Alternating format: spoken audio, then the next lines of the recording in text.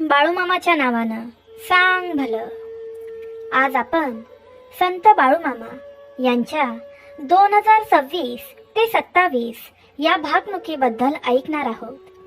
तुम्ही जे ऐकणार आहात ते साधं नाही, हा भविष्यातील इशारा आहे. त्यामुळे चुकूनही दुर्लक्ष करू नका. बाळूमामा सांगतात, ऐका माझ्या लेकरांनो, शांत बसा, मन एकाग्र करा. मी जे सांगतो आहे ते लक्षपूर्वक ऐका. ही माझी आदमापूरची भूमी, ही पवित्र भूमी आहे. मी इथेच वास करतो. मी इथूनच तुमच्यावर लक्ष ठेवतो. जो कोणी श्रद्धेने भक्तिभावाने इथे येईल त्याच्या आयुष्यातील दुःख मी दूर करीन, त्याला सुख शांती आणि समाधान देईन. पण जो माझा अपमान करेल, जो या पवित्र भूमीची विटंबना करेल, तो मातीमध्ये मिसळून जाईल. प्रिय भक्तांनो, बाळूमामांचा आशीर्वाद प्राप्त करण्यासाठी आत्ताच कमेंट बॉक्समध्ये बाळूमामाच्या नावानं सांग भलं टाईप करून आजचा व्हिडिओ लाईक करा. तुमच्या सर्व इच्छा पूर्ण होतील. बाळूमामा पुढे सांगतात, आज जगाची अवस्था खूप बदलली आहे. जगात पाप डोंगरा एवढं वाढलं आहे आणि पुण्य फक्त दोरी एवढं उरलं आहे. त्या थोड्याशा पुण्यावरच हे संपूर्ण जग टिकून आहे. याचा अर्थ असा की माणूस हळूहळू चांगल्या मार्गापासून दूर जातो आहे. लोक सत्य सोडून असत्याकडे वळत आहेत. खोटं बोलणं, फसवणूक करणं, स्वार्थासाठी काहीही करणं हेच आता सामान्य झालं आहे. भाऊभावात प्रेम उरलेलं नाही. नात्यांमध्ये विश्वास कमी होत चालला आहे. बाळूमामा सांगतात, जगावर अंधार पसरत चालला आहे. हा अंधार फक्त बाहेरचा नाही, हा माणसाच्या मनातला अंधार आहे. लोकांच्या मनात भीती निर्माण होईल, अस्वस्थता वाढेल, एकमेकांवरचा विश्वास तुटेल, नात्यांमध्ये दुरावा वाढेल, चांगल्या गोष्टी कमी होतील, वाईट गोष्टींना जास्त महत्त्व मिळेल. मित्रांनो, आपण आजूबाजूला पाहिलं तर हे सगळं हळूहळू घडताना दिसतंय. बाळूमामा पुढे सांगतात, निसर्ग आपला स्वभाव बदलायला लागला आहे. पाऊस वेळेवर पडणार नाही. कधी अतिवृष्टी होईल तर कधी भयंकर दुष्काळ पडेल. लोक पाणी पाणी करत फिरतील. ऋतूंचा क्रम बदलून जाईल. उन्हाळ्यात पाऊस पडेल, पावसाळ्यात उन्ह पडतील. निसर्गाचा तोल बिघडेल आणि त्याचा सर्वात मोठा फटका माणसालाच बसणार आहे. बाळूमामा सांगतात, धर्माची गाडी अजून चालू आहे, पण माणसाने तिच्याकडे पाठ फिरवली आहे. लोक देवधर्म विसरत आहेत. श्रद्धा कमी होत चालली आहे. स्वार्थ, पैसा, सत्ता याचाच विचार माणूस करत आहे. मित्रांनो, याचा अर्थ असा की माणूस अध्यात्मापासून दूर जात आहे. बाळूमामा सांगतात, जो धर्म सोडेल तो संकटात सापडेल, पण जो माझ्यावर श्रद्धा ठेवेल, जो भक्ती करेल, त्याला मी कधीच सोडणार नाही. बाळूमामा पुढे सांगतात, ही आदमापूरची भूमी पवित्र राहील. येथूनच माझं नाव संपूर्ण जगात पसरले जाईल. माझा जय जयकार होईल. माझा दरबार भरलेला राहील. जो कोणी श्रद्धेने माझ्याकडे येईल त्याच्या जीवनातील दुःख मी दूर करीन. त्याच्या घरात सुख आणि शांती मी निर्माण करेन. बाळूमामा इशारा देतात, जो माझा अपमान करेल, जो या पवित्र स्थळाचा आदर करणार नाही, त्याचा नाश होईल. मी पाप पुण्याचा हिशोब ठेवतो. कोणालाही त्याच्या कर्मापासून सुटका नाही. मित्रांनो, बाळूमामा शेतीबद्दल सांगतात. पुढच्या काळात शेतीमध्ये मोठे बदल दिसतील. काही पिकं भरपूर येतील तर काही पिकं मध्यम राहतील. धान्य कधी जास्त तर कधी कमी होईल. शेतकरी रात्रंदिवस कष्ट करेल, पण त्याला निसर्गावरच अवलंबून राहावं लागेल.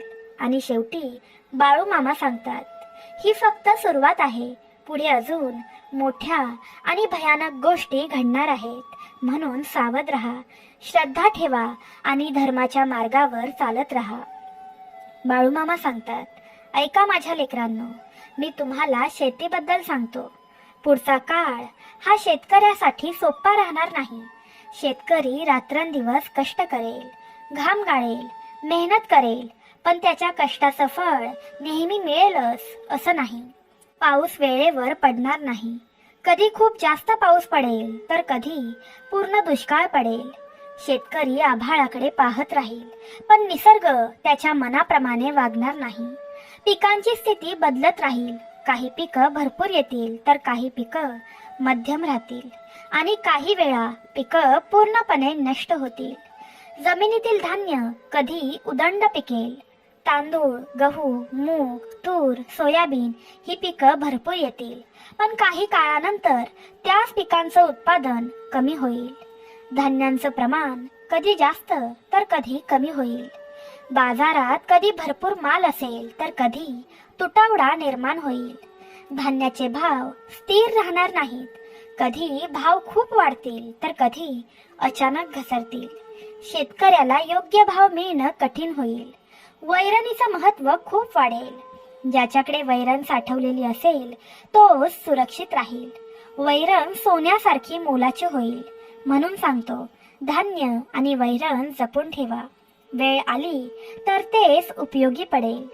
जनावरांचे भाव गगनाला भिडतील. गाई, म्हशी, बकरी, मेंढ्या यांची किंमत खूप वाढेल. दुधाचे भाव वाढतच राहतील. मेंढींबद्दल मी विशेष सांगतो. मेंढी ही धनगराची खरी संपत्ती आहे. ज्याच्याकडे मेंढ्या असतील तो सुखात राहील. मेंढीला खूप महत्त्व येईल. मेंढीची किंमत इतकी वाढेल की ती सोन्यासारखी वाटेल. मेंढ्यांच्या कळपाला मान मिळेल.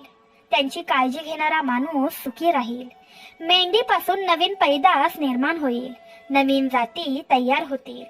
धनगर समाजासाठी हा काळ महत्त्वाचा ठरेल. गाई म्हशींचंही महत्त्व वाढेल. दुधाचा व्यवसाय वाढेल. डेअरी चालवणारे लोक पुढे जातील, पण त्यात फसवणूक होईल. काही लोक नफा कमावतील तर काही लोक नुकसान सहन करत राहतील. ऊस आणि साखर यामध्ये मोठे बदल दिसतील. साखरेचा भाव कधी वाढेल तर कधी कमी होईल. साखर कारखान्यांमध्ये गोंधळ निर्माण होईल. ऊसाचा व्यवसाय अस्थिर राहील. कधी नफा तर कधी मोठं नुकसान. रस, गूळ यांचेही भाव बदलत राहतील. तंबाखूचं उत्पादन मध्यम राहील, पण तंबाखूमुळे अनेक घरं उद्ध्वस्त होतील. लोक त्याच्या आहारी जातील. शेतकरी कष्ट करत राहील, पण त्याच्या आयुष्यात स्थिरता येणार नाही. तो निसर्गावर अवलंबून राहील आणि निसर्ग त्याला सतत परीक्षा देईल. धान्य, जनावरं, शेती हे सगळं असलं तरीही मनुष्याला समाधान मिळणार नाही. बाळूमामा सांगतात, ज्याच्याकडे साठवणूक असेल तो दूरदृष्टीने विचार करेल, तोच पुढे टिकून राहील. ही शेतीची अवस्था आहे. ही काळाची चाल आहे. यातूनच जो शिकेल तोच सुखात राहील. बाळूमामा सांगतात, ऐका माझ्या लेकरांनो, आता मी तुम्हाला राजकारण आणि समाजाबद्दल सांगतो. पुढच्या काळात राजकारणात मोठा गोंधळ निर्माण होईल. नेते एकाच पक्षात टिकणार नाहीत. आज इथे तर उद्या तिथे जातील. पक्ष बदलणं सामान्य होईल. सत्तेसाठी भांडणं वाढतील. नेते लोकांपेक्षा स्वतःच्या फायद्याचा विचार करतील. सत्ता आणि पैसा हाच त्यांचा मुख्य उद्देश असेल. भ्रष्टाचार मोठ्या प्रमाणात वाढेल. पैसे खाल्ल्याशिवाय कोणतंही काम होणार नाही. प्रामाणिक माणूस शोधूनही सापडणार नाही. सत्य बोलणाऱ्याला त्रास सहन करावा लागेल. खोटं बोलणारा पुढे जाईल. समाजात तणाव वाढेल. जाती धर्माच्या नावावर भांडणं होतील. लोक एकमेकांविरुद्ध उभे राहतील. सीमावाद वाढेल. राज्यांमध्ये वाद निर्माण होतील. काही भागांमध्ये मोठे गोंधळ होतील. अचानक दंगली होतील. जळपोळ, तोडफोड वाढेल. निर्दोष लोक यात सापडतील. अतिरेकी हल्ले वाढतील. बॉम्बस्फोट होतील. मोठी शहरं हादरतील. लोकांच्या मनात भीती निर्माण होईल. सुरक्षिततेचा अभाव जाणवेल. राजकारणात मोठे घोटाळे उघड होतील. मोठे नेते अडचणीत येतील. काहींना तुरुंगवासही भोगावा लागेल. न्याय विकत मिळेल. पैशाने निर्णय बदलले जातील. गरीब माणसाला न्याय मिळणं कठीण होईल. महागाई वाढेल. सामान्य माणसाचं जगणं कठीण होईल. पैशाची किंमत कमी होईल. लोक पैशाच्या मागे धावतील, पण समाधान मिळणार नाही. तरुण पिढी चुकीच्या मार्गावर जाईल. वाईट सवयी वाढतील. संस्कार कमी होतील. शिक्षण असूनही माणूस अडचणीत येईल. ज्ञान वाढेल, पण आयुष्य कमी होईल. घराघरात वाद होतील. नातेसंबंध तुटतील. आई वडिलांचा मान कमी होईल. बाळूमामा सांगतात, माणूस माणसाला ओळखेनासा होईल. स्वार्थासाठी नातेसंबंध तोडले जातील. वाईट काळ हळूहळू जवळ येत आहे. जो सावध राहील तोच वाचेल. धर्म सोडणारा माणूस अडचणीत येईल. भक्ती करणारा माणूस टिकून राहील. ही समाजाची अवस्था असेल. ही काळाची दिशा आहे. बाळूमामा सांगतात, ऐका माझ्या लेकरांनो, आता मी तुम्हाला पुढच्या काळातील मोठ्या संकटांबद्दल सांगतो. जग शांत राहणार नाही. देशांमध्ये तणाव वाढेल. लहान लहान कारणांवरून मोठे वाद निर्माण होतील. काही देश एकमेकांसाठी घातक ठरतील. शक्तिशाली देश कमजोर देशांवर दबाव आणतील. भारताच्या सीमांवर तणाव कायम राहील. सीमेवर संघर्ष सुरूच राहतील. सैनिक सतत सज्ज राहतील. युद्धाची परिस्थिती निर्माण होईल. थेट युद्ध कमी दिसेल, पण गुप्त युद्ध सुरूच राहील. अचानक हल्ले होतील. सीमेवर गोळीबार होईल. शत्रू देश भारतावर आक्रमण करण्याचा प्रयत्न करतील. पण लक्षात ठेवा, भारताचे सैनिक छातीवर गोळ्या झेलून लढतील. देशाचं रक्षण करतील. शत्रूला परतवून लावतील. जगातील अनेक भागांमध्ये युद्ध पेटेल. शहरे उद्ध्वस्त होतील. लोकांना आपलं घर सोडावं लागेल. बॉम्बस्फोट, हल्ले, दहशतवाद वाढेल. निर्दोष लोक यामध्ये बळी पडतील. मोठ्या शहरांवर संकट येईल. अचानक घटना घडतील. लोकांमध्ये भीती आणि गोंधळ निर्माण होईल. जगातील अर्थव्यवस्था हादरेल. व्यापार ठप्प होईल. बाजारपेठांमध्ये मंदी येईल. काही देश पूर्णपणे कमकुवत होतील. काही देश उद्ध्वस्त होण्याच्या मार्गावर जातील. निसर्गही या काळात शांत बसणार नाही. भूकंप होतील. पूर येतील. वादळ येतील. काही ठिकाणी मोठ्या प्रमाणात विनाश होईल. पाणी आणि जमीन दोन्ही संकट निर्माण करतील. लोकांना सुरक्षित जागा शोधावी लागेल. स्थलांतर वाढेल. आकाशातही बदल दिसतील. अचानक घटना घडतील. लोक घाबरून जातील. जगाचा तोल बिघडेल. मानवाला स्वतःच्या अस्तित्वाची भीती वाटू लागेल. बाळूमामा सांगतात, हा काळ सोपा नाही. हा परीक्षा घेणारा काळ आहे. जो धैर्य ठेवेल, जो श्रद्धा ठेवेल, तोच या संकटातून बाहेर पडेल. ज्याच्या मनात भक्ती आहे त्याला मी वाचवीन. त्याच्या पाठीशी उभा राहीन. ही जगाची अवस्था होईल. ही मोठ्या संकटांची सुरुवात आहे. बाळूमामा सांगतात, ऐका माझ्या लेकरांनो, आता मी तुम्हाला या काळाचा शेवटचा टप्पा सांगतो. जगात पापाचा घडा भरत चालला आहे. पाप डोंगरा एवढा वाढला आहे. पुण्य दोरी एवढं उरलं आहे. त्या थोड्याशा पुण्यावरच जग टिकून आहे. एक वेळ अशी येईल जेव्हा पापाचा भार इतका वाढेल की पृथ्वी तो सहन करू शकणार नाही. निसर्ग स्वतः हिशोब घेऊ लागेल. धर्म हळूहळू कमी होईल. सत्याचा मार्ग सोडला जाईल. अधर्म, अन्याय, खोटेपणा यांचा प्रभाव वाढेल. तरुण पिढी चुकीच्या मार्गावर जाईल. वाईट सवयी वाढतील. संस्कार हरवतील. आई वडिलांचा मान राहणार नाही. गुरुजनांचा आदर कमी होईल. घराघरात वाद होतील. नात्यांमध्ये दुरावा निर्माण होईल. माणसाला बुद्धी खूप असेल, पण आयुष्य कमी होत जाईल. लहान वयातच शरीरावर आजारांचा भार येईल. अनेक नवीन व्याधी निर्माण होतील. औषधं कमी पडतील. उपचार निष्फळ ठरतील. अचानक मृत्यू वाढतील. चालता बोलता माणूस खाली पडेल. कोणावर कधी संकट येईल हे सांगणं कठीण होईल. जगात भयाचं वातावरण निर्माण होईल. लोक एकमेकांपासून दूर जातील. कोणावर विश्वास ठेवावा हे समजणार नाही. निसर्गाचा कोप वाढेल. भूकंप होतील. पूर येतील. वादळं धडकतील. काही ठिकाणी पाण्याचा प्रचंड प्रकोप होईल. सर्व काही वाहून जाईल. गावं, शहरं, माणसं सगळी संकटात सापडतील. जमीन हादरेल. डोंगर कोसळतील. नद्या मार्ग बदलतील. आकाशात विचित्र घडामोडी दिसतील. सूर्य आणि चंद्र यांच्यात बदल जाणवतील. कधी दिवसात अंधार पडेल. एक काळ असा येईल की 3 दिवस अंधार पसरलेला राहील. लोक भयभीत होतील. प्रत्येकाच्या मनात भीती घर करेल. जगाचा तोल पूर्णपणे ढासळेल.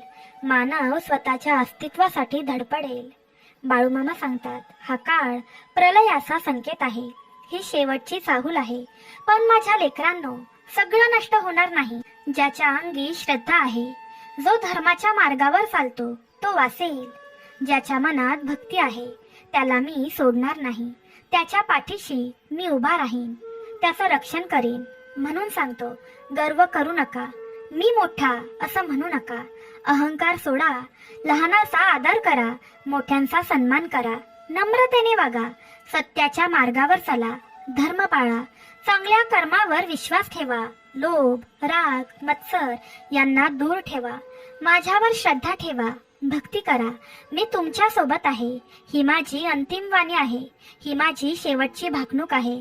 सांभाळून राहा, सावध राहा आणि धर्माच्या मार्गावर चालत राहा. बाळूमामा सांगतात, या जगात माणसाने सर्वात आधी नम्र राहायला शिकलं पाहिजे. मी मोठा असा अहंकार मनात ठेवू नये. कारण काळ कोणालाही मोठं किंवा लहान करून दाखवतो. आज जो वर आहे तो उद्या खाली येऊ शकतो आणि जो खाली आहे तो वर जाऊ शकतो. त्यामुळे प्रत्येकाशी प्रेमाने, आदराने आणि साधेपणाने वागणं हेच खऱ्या माणुसकीचं लक्षण आहे. माणसाने नेहमी सत्याचा मार्ग धरला पाहिजे. खोटेपणा, फसवणूक, लोभ आणि मत्सर यांच्यापासून दूर राहिलं पाहिजे. दुसऱ्यांचं वाईट करून स्वतःचं भलं कधीही होत नाही. चांगली कर्म केली तर त्याचं फळ नक्की मिळतं. म्हणून नेहमी चांगला विचार करा, चांगलं बोला आणि चांगलं वागा. आई वडील, गुरुजन आणि वडीलधाऱ्यांचा आदर करणं हे प्रत्येकाचं कर्तव्य आहे. ज्याने आपल्याला जन्म दिला, वाढवलं, शिकवलं, त्यांचा अपमान कधीही करू नये. त्यांच्या आशीर्वादातच माणसाचं खरं सुख दडलं आहे.